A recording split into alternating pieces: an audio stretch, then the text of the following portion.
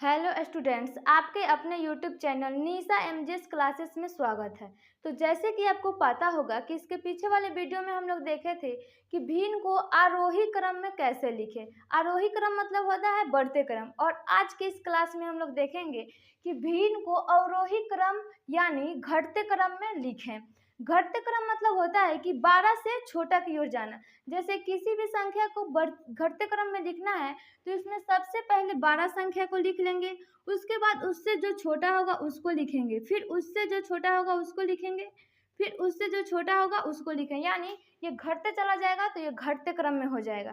तो यहाँ पे हम 3 क्वेश्चन लिए हैं और तीनों क्वेश्चन को बारी बारी से घटते क्रम में सजाएंगे। तो चलिए क्वेश्चन नंबर 1 को देखते हैं। तो क्वेश्चन नंबर 1 में 3 भिन्न है और तीनों भिन्नों में सबसे पहले 12 भिन्न को देखना है। तो यहाँ पे आपको एक चीज दिखाई दे रहा होगा कि सभी भिन्नों का अंश जो है एक समान है और ये हर अलग अलग हो।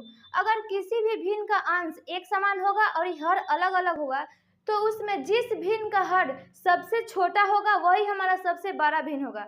तो चलिए इसमें देखते हैं कि किस भिन्न का हर सबसे छोटा है। तो यहाँ पे 2/3 भिन्न है, इसका जो हर है सबसे छोटा है, यानी ये हमारा सबसे बड़ा भिन्न होगा।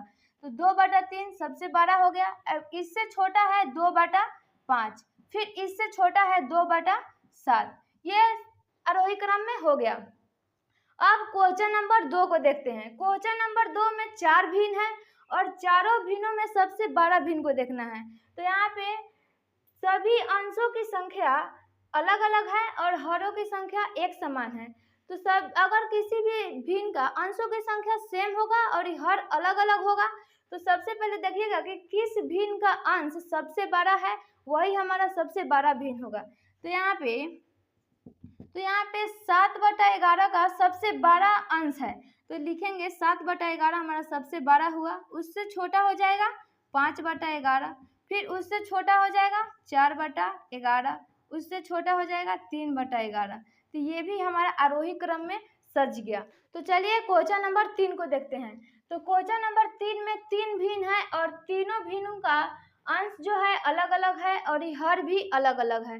तो सबसे पहले आप क्या कीजिएगा कि तीनों भिन्नों का हर को एक बराबर कीजिएगा, जिससे आसानी से पता लग जाएगा कि कौन सा भिन्न हमारा सबसे बड़ा है। तो देखिए हम कैसे सभी भिन्नों के हर को एक बराबर करते हैं।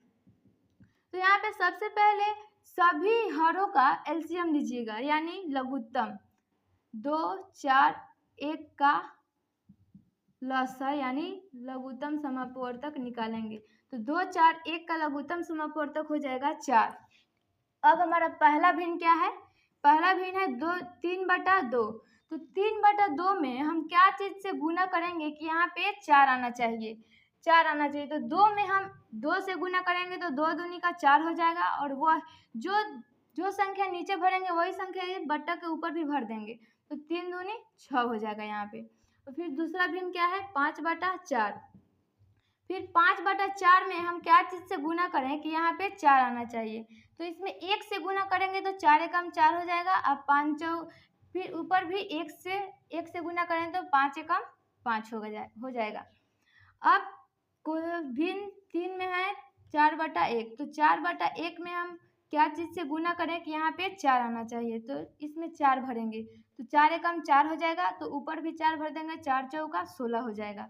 तो यहाँ पे देखिएगा कि सभी भिन्नों का हर जो है एक समान आ गया है। अब यहाँ पे आसानी से पता लग जाएगा कि कौन सा भिन्न हमारा सबसे बड़ा है। तो इसमें देखिए कि किस भिन्न का अंश सबसे बड़ा है, तो 16 है।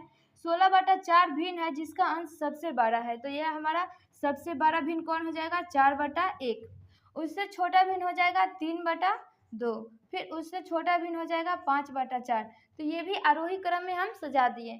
उम्मीद करते हैं कि आपको इतना वीडियो जरूर समझ में आया होगा। चलिए आगे मिलते हैं अगले वीडियो के साथ।